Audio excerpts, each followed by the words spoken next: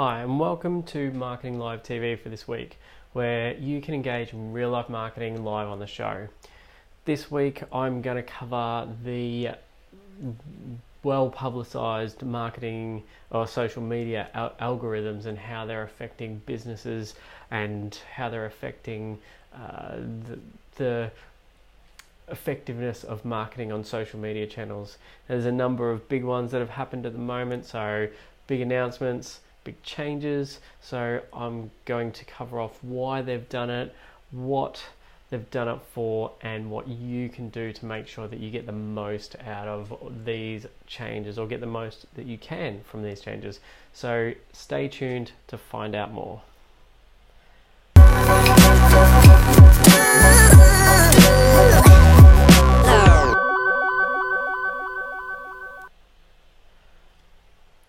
Alright, thanks for watching Marketing Live TV for this week. If you are watching and you like the content of this video, please feel free to connect on any of these social media channels, like on the channel that you're watching, and if you're on YouTube, please subscribe and support the channel.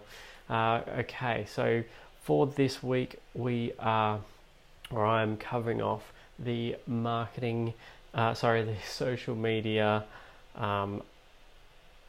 channels, social media algorithms and how they've changed in recent news. You might have noticed that recently there's been a whole lot of news about how Facebook have changed their algorithms and they're showing less businesses in the newsfeed and more friends and family. The Instagram changes have also been made, meaning that you're getting less presence on the news feed if you're a business page or if you are a person promoting a business. And on YouTube there's a whole raft of changes that are being released, a whole lot of accounts that are being pushed down, demonetization, and a lot of things like that. And it's all about giving a good customer experience for those channels. So there's a reason why they've done it, and why they're promoting it. So if you have any of these channels, if you're promoting any of them on your business, feel free to comment and let us know what those businesses are, and if you've noticed any changes or noticed any issues with the amount of engagement you had or compared to what you are getting now. And this would have been rolled out it will be rolled out slowly but surely over the next few months, but also some people have been affected already. I've seen businesses already that have had significant drops in the number of views of their content, so it's definitely happening now, but there's ways around them. So let's get into the first part of this Marketing Live TV show, and that is these algorithms. So what are these algorithms? So if you're looking at a Facebook page, and let's just bring one up here, so apologies. So if you're looking, here's the Marketing Live TV page, and obviously we're live at the moment. As you can see, that's us live now. Hi to all the guys on Facebook. So you have this news feed, and if you have a person on your personal account, you'll see that that feed is now showing up with more friends and family stuff. Now, what are these algorithms and why are they using them? So the first part, what are the algorithms? They're computer programs that are designed around the artificial intelligence concept. So they basically take and when it says artificial intelligence, it's basically machine learning, or the computer learns what is relevant to the person, and it's artificial intelligence, or the dynamic calculations based on that individual person's behavior, their interactions, and who they're connected with. So it's a way, basically that's what it is. Okay, so what are they for?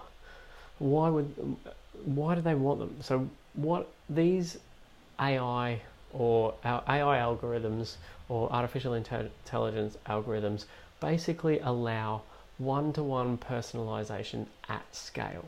So the more that these companies can give you more relevant information, the more likely you are to be interested in it.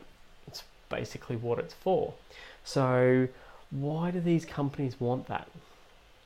So if you look at Facebook, Instagram, which are part of the same company, I might tell you, and and YouTube, they want to use these one-to-one personal relationships to keep you on the site, to keep you on the app, to keep you engaged in that particular product. Why? So the reason why is the more that you are on those particular sites, the higher the chance that they have to show people's ads to you. The more chance that they have to show you an ad, the higher their revenue. So it's not as simple as just making it a good customer experience. They're actually trying to make money. And how they do that is they keep you on that site for longer. The longer you're there, the more they learn about you, the more that they can get more relevant content to you, the more that they can show you ads that be relevant to what you're looking for. So it does lead to a better experience on these sites, but then that's what they're after. So I'm gonna break the whole theory. You'll see it on YouTube, you'll see it on blog posts, you'll see people shouting from the top how to beat the algorithms.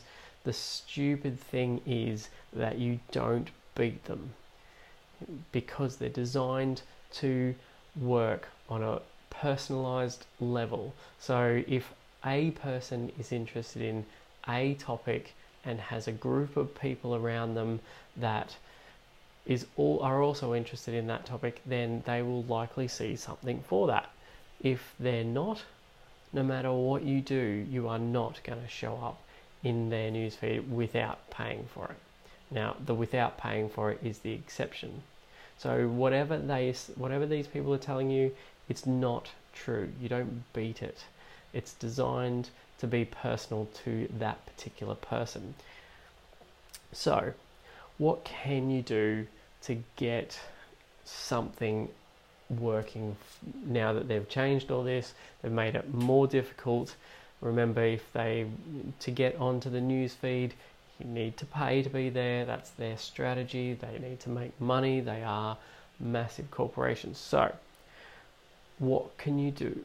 So there's 5 basic things that you can do to get yourself, or to increase the likelihood that you'll get people that are relevant to your business, if that's what you're actually looking for. So one of the main ones is what I would call engaged user density. Now, what this means is not only do you need a high volume or high number of engaged users, but you also need a high percentage of your total followers to be engaged users. So if it's no good having 100,000 followers or 1 million followers if only 1,000 of them are engaged. Therefore, you've only got, if you've got 100,000 followers and 1,000 of them engaged on a regular basis, you've got 1% engagement. Instead, if you've got 5,000 followers and you've got 500 of them engaged, then you've got a 10% engagement. It's more likely that you will get more space in the news feed, and more likely that you'll get shared to more relevant people if that's the case, because the percentage or the relevant density of your engagement is higher. So, and how do you increase that? So one of the ways to increase it is remove inactive accounts, or if you're on Instagram, remove inactive accounts. With YouTube, remove them, block them on Facebook, but whatever you need to do, make sure that if they haven't engaged with you in a while, you either engage with them or you remove them. The second thing that you can do is remove irrelevant accounts, because the density of relevant accounts also plays a massive role. So you need to increase the number of accounts that are close, that are interested in. So, and I say accounts, I mean people that are interested in, and people that are talking about your topics. So if, for example, if I'm posting on Marketing Live TV and I'm posting about marketing and digital marketing, and then I've got a whole heap of accounts that I'm following and engaging with that are talking about puppy dogs, the density of my content, the density of my relevant engaged users goes down. So try and keep the most engaged users that are relevant to your business, keep them together. All right, so that's engaged user density. That's number one. So number two is engaging content. If you don't have engaging content, no matter what you do, any of these strategies, they are not going to work. So you need to have engaging content. And when I say engaging content, it's something that someone is interested in, or something that people, for example, on Instagram, people might like, but also that people might comment on, or that people will share on YouTube or Facebook. So you need to think of all of the things that you can do to get people to perform an action on your post. And that's what it's all about: engagement and action. So the first part of doing that is better quality. The second part is making sure that it fits the user's experience. So if you are looking at Instagram, make sure having very thin, long landscape photos gives you less real estate on that app. Therefore, it's not as good as what having a portrait photo would be on that app, where it takes up all the real estate. So make sure that you're using the system the way it's supposed to, and that goes for real estate, and it also goes for time spent. So time spent is a massive one, especially for Facebook and for YouTube. If you can initiate a person to go to that channel and then keep them there for a long time, they are going to give you credit for that. So if you're providing great content and it's driving people, for example, to YouTube because they want to see your video, and then they stay there and watch it for a long period of time, you are going to get a lot of credit for that. So do that. Better quality, better engaging content. So user density, engaging content, number two. Number three, use the systems that are there and what's promoted in the platform. There's reasons why they lay things out the way they do. They don't just do it because they think it looks pretty. They do it because the most important stuff comes first. Now, as an example, look at Instagram. When you open up an Instagram app, what do you see? So let's just have a look here and see if I can bring up the Instagram feed. No. All right, so I guess not. So anyway, looking at Instagram, when you're looking on the app,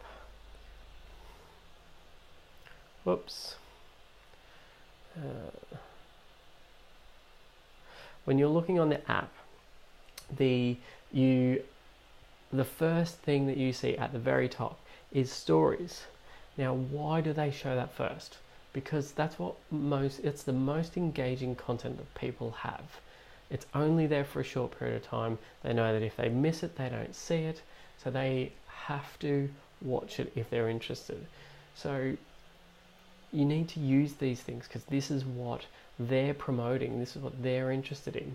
So, and then if you are looking at it, the other thing you need to look at is your notifications. So if you look at your Facebook notifications, for example, you'll notice that right now they're promoting groups. They used to promote very heavily live streaming. It would always show up in your newsfeed, and that is what that is what Facebook are promoting. So use that. Use the notifications that you see about the content that you're interested in, and do those things. Do what will trigger those things, and that will get you more interaction. So for example, if you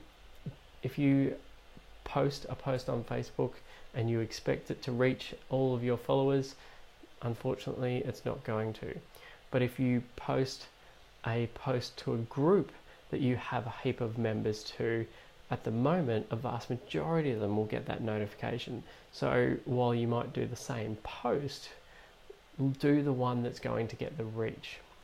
So that's a good way that you can work around the algorithms, or not work around it, but utilize them for your advantage, and that is great engaging content, but posting it where the platform will promote it, and that's a key. Also, the other main one is look how the channel communicates. If you're active on that channel, you'll get emails, you'll get notifications. Look at what's promoted and how they're promoting it and how they're communicating to you. Do what will trigger those. Okay, so gauge user density, engaging content, use the promoted and highlighted areas or parts of the platforms. The fourth one is key metrics, making sure that you're understanding what key metrics, what they're looking for. And it's really easy. Go into your insights or go into your analytics or whatever it may be, and what are the most highlighted pieces of information. Now, it's really easy with YouTube. You open up your YouTube analytics, and the first piece of information is watch time. They're interested in the time that your users are watching your videos. So you need to work out what you can do to increase your watch time. Simple as that. So the Facebook, Instagram, they're both the same. Look at the most prominent metrics and work out how you can address those. So the last one is not about the platforms and that sort of thing. It's more about combining strategies to get the most reach. Now, this is not new. This is not rocket science. Everyone's been doing it for a long time, but they're not necessarily doing it per channel. And you know, a lot of people are guilty of not doing it, but you need to ensure it's all about reach now. It's about engagement and reach. So it's not about thinking anything is going to go viral organically, because the likelihood of it is next to none. So now you're looking for reach, and that's pretty much it. So the strategies here, or the fifth group, is combining the communication methods within the platform. So for example, if you're looking at Instagram, you want to create a post and then comments on those, create a post and then maybe create a story linking people to that post or a video, then add a live video, even if you haven't seen it, live video with friends, so you engage with people on live on Instagram Live with your friends on the same post. That is a heavily promoted one at the moment, and the advantage is you get to engage with yours and your friend live with friends friend, so be it. So doing that all on the same topic, all about the same message, will increase the reach for that particular topic. And remember, the first couple, the first one, engage user density, is around that topic. So if you can increase, each one will get more and more people, then the higher your reach, the more people that share it, the bigger the net grows. So same goes with Facebook. So create a post, then message some of your engaged users to say, hey, I noticed that you may or may not seen this, direct people to it. Great, there's a second strategy leading to the first one. Then post it in your group, post a live video about that topic as well. Then all of a sudden you have an increased volume of people that will see each part to get you this net result.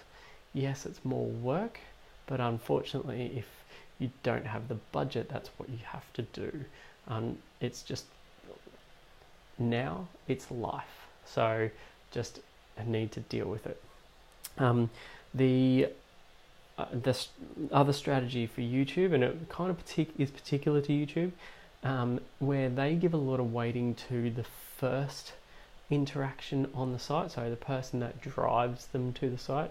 So you might on YouTube use more than the platform's channels communication methods. So you might use email, and you might use other social networks to drive people to the actual video, and then you might also give pre-awareness with a live stream that will get promoted through their own channel, and then drive extra views to that video. Another one is making sure that you engage with comments, and you want more interaction. And then the thing to note about all of them, which, sorry, I should have mentioned earlier, but we'll make this a bonus tip, is viewer velocity. So the more people that come to that post in the shortest possible time will get more engagement, or will get featured more, I should say. So for example, if you do one part, and then the next day you do the next part, and then the next day you do the next part, you've basically lost it. You need to be doing them all within minutes or hours at the very least of the first launch.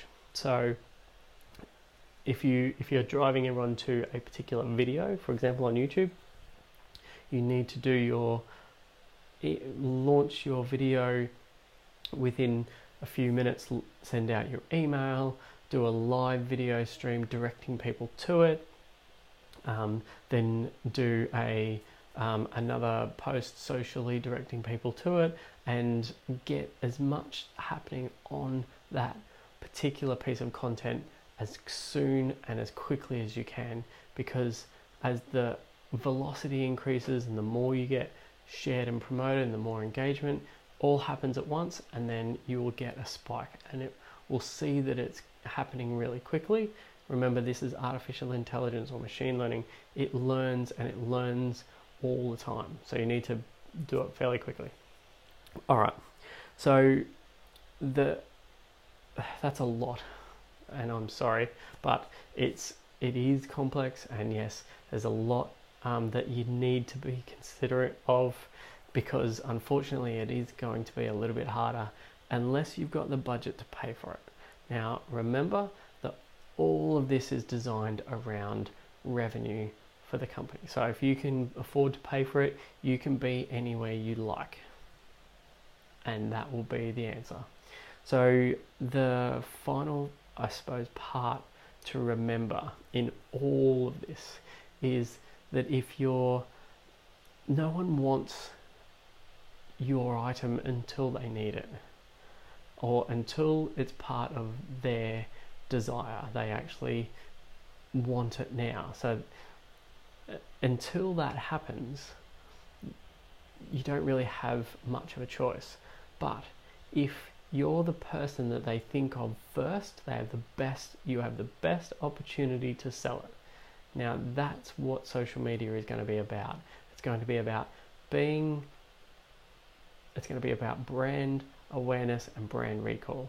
The person or the business that gets that wins will basically be the one that is remembered first.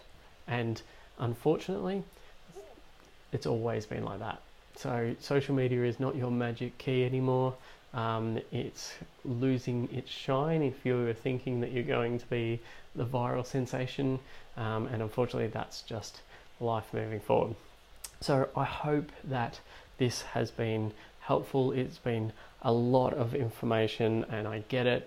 If you need more information, if you'd like more insights, if you have any questions about how those final 5th strategies work, feel free to sing out on any social media, comment, or let us know at marketinglive.tv.